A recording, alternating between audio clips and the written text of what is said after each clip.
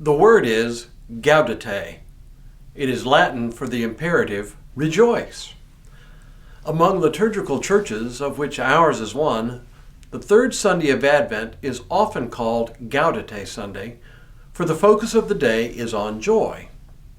Indeed, on this Sunday, we light the third candle of the Advent wreath, usually a pink candle, which is called the candle of joy. For even though our waiting for the Messiah is not yet over, it is a reminder that there is joy even in our waiting. Hello, I'm Stuart Baskin, pastor of First Presbyterian Church of Tyler, Texas. The traditional Old Testament passage for the third Sunday of Advent in year A is from Isaiah 35. The immediate context seems to have little to do with the coming of the Messiah. It is about the time when the exiles will return to Jerusalem, but in the traditions of the church, it is also read as the joy of the coming of the Messiah. In this prophetic vision, even nature itself rejoices at the revealing of God's glory. It says, "The wilderness and the dry land shall be glad, the desert shall rejoice and blossom.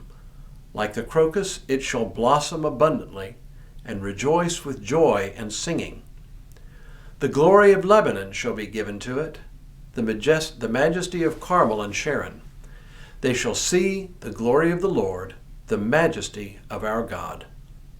Strengthen the weak hands, and make firm the feeble knees. Say to those who are of fearful heart, be strong, do not fear. Here is your God." The notion of nature rejoicing may seem strange, but we actually sing about it in one of the most well-loved Christmas carols, Joy to the World, which includes this line at the end of the first stanza, "And heaven and nature sing, and heaven and nature sing, and heaven and nature sing." So why would nature rejoice? For the simple reason that these events herald the restoration of all creation. It's just not the redeemed who benefit. It's not just the forgiven who are saved. All of God's good creation, once corrupted by human sin, will be restored.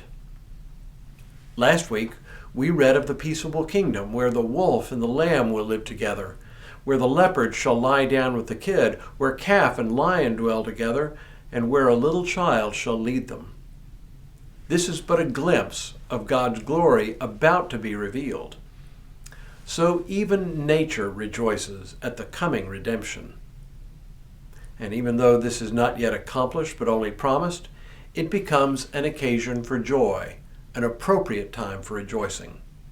The very anticipation of a future set right becomes itself a cause to rejoice.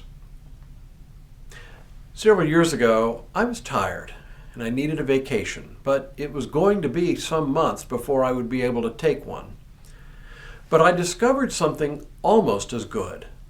I planned a vacation.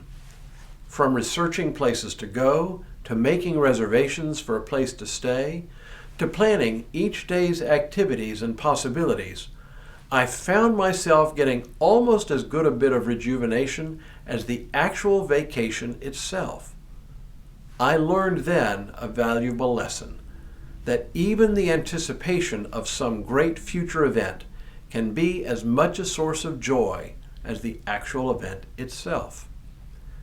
Gaudete Sunday, a day for rejoicing, reminds us to rejoice even as we wait for the coming Messiah.